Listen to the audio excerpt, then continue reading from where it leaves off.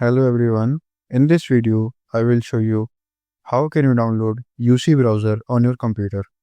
So for downloading that browser, press on Window key and then search here Microsoft Store and then open it.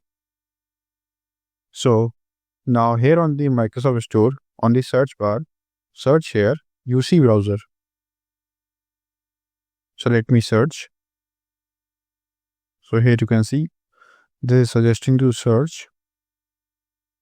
So now here you can see UC browser is showing. Now click on it.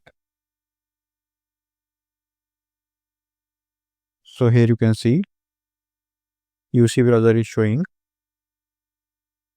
So this will take a few seconds to load.